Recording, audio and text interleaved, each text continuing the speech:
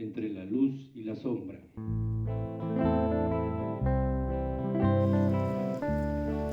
Livro da Infância do Salvador.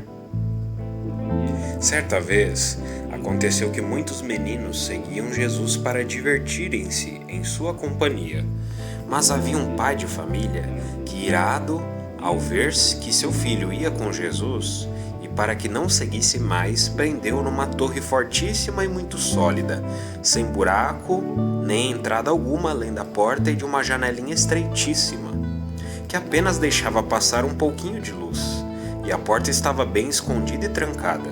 E aconteceu que um dia Jesus aproximou-se dali com seus companheiros para brincar. Ao ouvi-los, o menino encarcerado pôs-se a gritar junto à janela da seguinte maneira: Jesus, queridíssimo companheiro! Ao ouvir tua voz, minha alma regozijou-se e senti-me cheio de alívio. Por que me deixas aqui encarcerado? Jesus foi até ele e lhe disse: estende-me uma mão ou um dedo pelo buraco. E tendo feito isso, Jesus pegou a mão daquele menino e o tirou através daquela estreitíssima janelinha. E o menino foi embora em sua companhia. Jesus disse-lhe: reconhece o poder de Deus e na tua velhice conta o que Deus te fez na tua infância. Ao tomar conhecimento do que havia acontecido, o pai de família primeiro dirigiu-se até a porta, e ao encontrá-la ainda fechada, gritou e disse que era um fantasma. É que os seus olhos estavam fechados para não reconhecer o poder divino.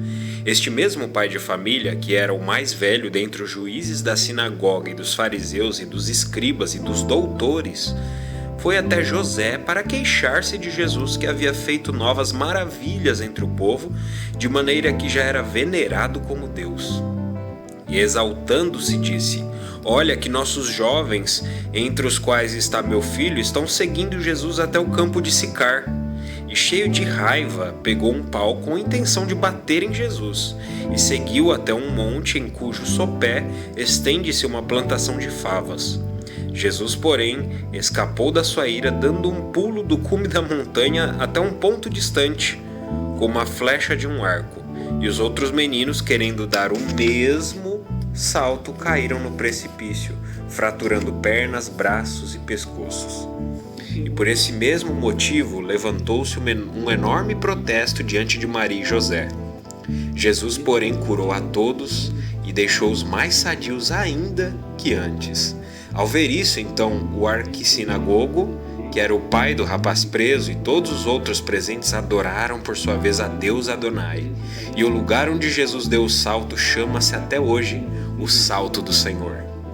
E aconteceu que, sendo época de semeadura, José saiu para semear o trigo, e Jesus seguiu. Depois José começou sua faina e espalhou as sementes até o limite da propriedade. Depois José veio ceifar no tempo da colheita, e também Jesus veio recolher as espigas que havia semeado, e sua colheita foi de 100 alqueires de riquíssimo trigo, quantidade que nem 3 ou 4 campos juntos produziam. E José disse: chamai os pobres, órfãos e viúvas, e reparti com eles o trigo da minha colheita. E assim se fez. Mas ao distribuí-lo, sobreveio um extraordinário e inesperado aumento. Os pobres que foram com ele supridos abençoaram o Senhor de todo o coração, dizendo que o Senhor Deus de Israel havia visitado o seu povo. De novo aconteceu em um dia de semeadura que Jesus ia atravessando a Ásia e viu um lavrador que semeava certa espécie de legume chamado grão de bico, em uma propriedade próxima ao túmulo de Raquel, entre Jerusalém e Belém. Jesus lhe disse: homem, que está semeando? Mas ele, com raiva e zombando do fato de que um jovem daquela idade lhe fazia tal pergunta, respondeu: pedras. E Jesus, por sua vez, lhe disse: tens razão, porque efetivamente são pedras. E todos aqueles grãos de bico transformaram-se em duríssimas pedras, que ainda conservam a forma de grãos de bico, a cor, bem como o pequeno olho da cabeça. E desta maneira todos aqueles grãos, tanto os já semeados quanto aqueles que iriam ser semeados, transformaram-se em pedras. E até hoje, procurando-as com cuidado, pode-se encontrar a tais pedras nesse campo. Outro dia de manhã, quando o orvalho ainda suavizava o calor do sol, José e Maria vinham subindo do lado de Tiro e Sidom em direção a Nazaré. E à medida que o sol ia subindo, Maria sentia-se cada vez mais sufocada, até que sentou-se no chão muito cansada e disse a José: "Continua subindo essa temperatura que me afoga. Que se poderá fazer? Não vejo por aqui nenhuma sombra onde possa proteger-me."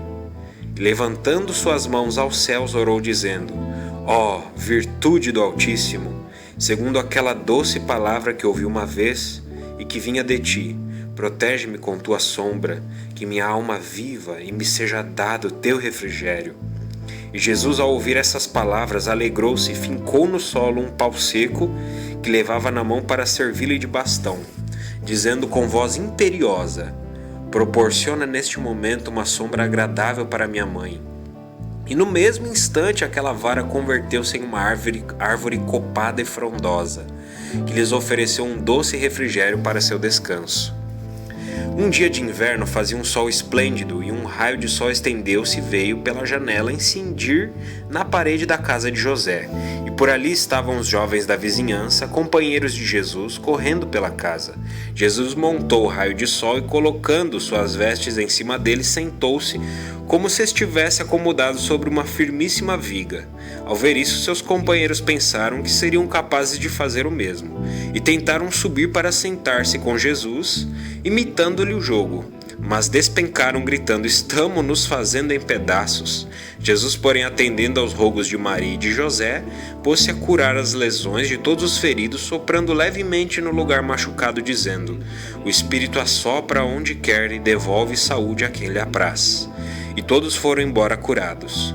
E contaram todas essas coisas a seus pais, sendo o fato conhecido em Jerusalém e nos mais remotos confins de Judá, com o que a fama de Jesus estendeu-se por todas as províncias, e vieram para render-lhe graças e serem por sua vez abençoados por ele. E lhe disseram: "Bem-aventurado o ventre que te carregou e os seios que te amamentaram." José e Maria deram graças a Deus por todas as coisas que haviam visto e ouvido. Numa outra ocasião, Maria disse ao seu filho: "Olha, filho, vai à fonte de Gabriel, tira a água e traze-a neste cântaro." E submisso às ordens da mãe foi. E os meninos da sua idade seguiram-no para vê-lo, levando cada um o seu cântaro.